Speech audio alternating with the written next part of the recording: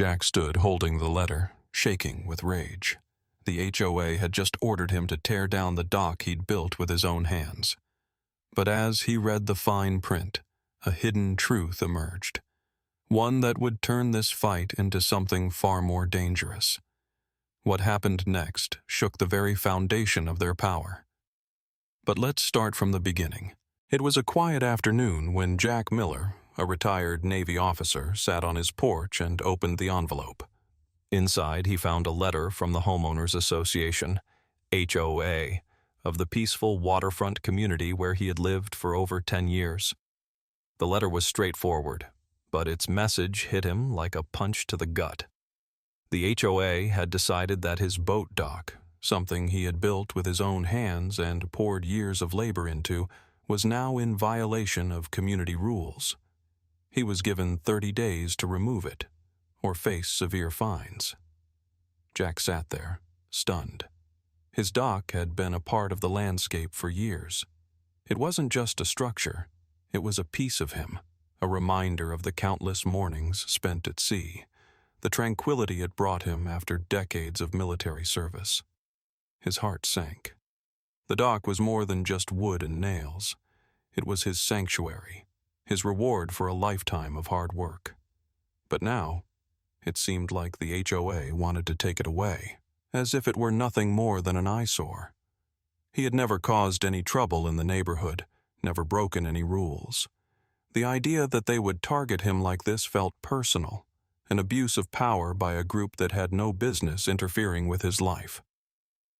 As the sun cast long shadows over the water, Jack's mind raced, his calm exterior slowly giving way to a simmering anger. How could they do this to him? He had built that dock not just for the beauty of the water, but for his peace of mind. And now, it was being taken away with nothing more than a few lines in a letter. He clenched his fists as frustration turned into something deeper, something more dangerous. This wasn't just about a dock. It was about respect, autonomy, and the sense that, after all he had given, he deserved to have something that was truly his. Jack was not the kind of man to simply roll over. He had spent decades serving in the Navy, and that spirit of resilience, of standing firm in the face of adversity, ran deep in his blood. The more he thought about the HOA's blatant overreach, the more his anger boiled. Karen Stevens, the HOA president, had always been a stickler for rules. But this felt different. This wasn't about rules anymore. This was personal. With a gruff determination, Jack went inside and pulled out the community's bylaws. He wasn't about to let a group of power-hungry bureaucrats push him around. He pored over the pages, his eyes scanning every word, looking for something, anything, that would give him a foothold. And there it was, tucked away in a section he hadn't initially noticed. The bylaws referenced waterfront property rights and, more importantly, a clause about grandfathered structures. If a structure had been in place for more than 10 years without any issues or complaints, it was protected from removal. Jack's heart raced as he read it again. His dock had been there for over a decade, well beyond the threshold. It wasn't just a structure, it was a part of the landscape, and according to the bylaws, it was legally untouchable. His anger shifted into something sharper, a quiet, unwavering resolve. Karen Stevens thought she could just wave a letter in his face and demand he comply. Well, she had underestimated him. Jack wasn't going to let them trample on his rights, not without a fight. The more he thought about it, the more it became clear. This wasn't just about the dock. It was about standing his ground, about proving that no one, not Karen Stevens, not the HOA, had the power to dictate his life without cause. He leaned back in his chair, the fire of determination burning in his chest. The battle wasn't over yet. Not by a long shot. Jack was ready. With the knowledge he had uncovered, Jack wasn't the type to wait for the HOA to make the next move. He took swift, deliberate action.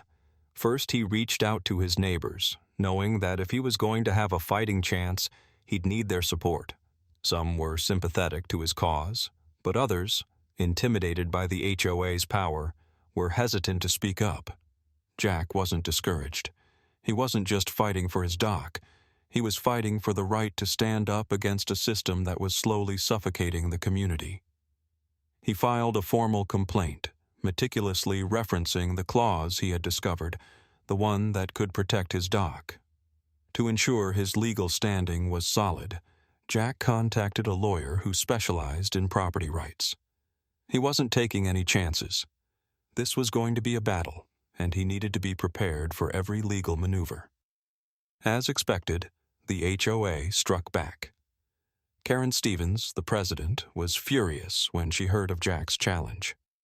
At the next community meeting, she made it clear that she would stop at nothing to crush him.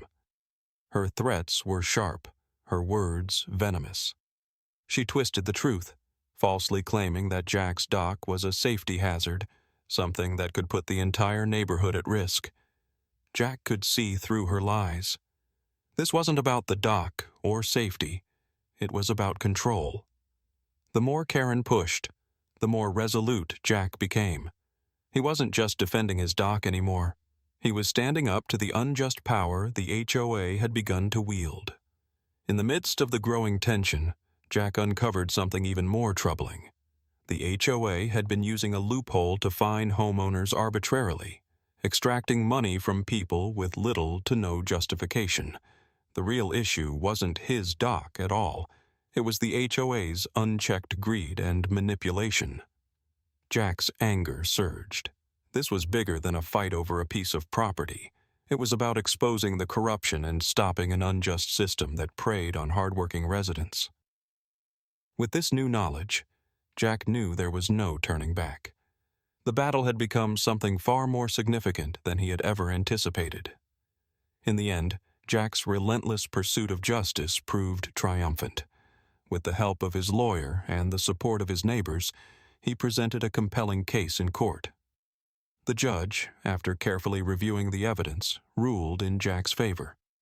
The HOA had clearly violated homeowners' property rights, and the judge ordered them to pay for the restoration of Jack's dock, an outcome Jack had hoped for but never fully expected. The victory wasn't just about the dock. It was about the larger principle at play.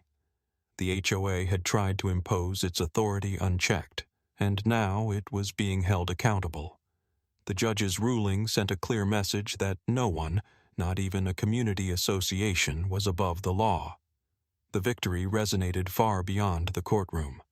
As for Karen Stevens, the HOA president who had been the driving force behind the unjust actions, she was forced to step down in disgrace. The community was left to pick up the pieces, but the change was immediate. With a new, more reasonable management team in place, the residents of the waterfront community felt a sense of relief. No longer would they live in fear of arbitrary fines or invasive rules. Jack's satisfaction didn't come solely from the legal win. It came from the realization that he had stood up to something bigger, a corrupt system that had grown too comfortable in its power. By challenging it, he had not only secured his own peace of mind, but also safeguarded the rights of his neighbors. His fight had restored more than just a dock. It had restored the integrity of the community.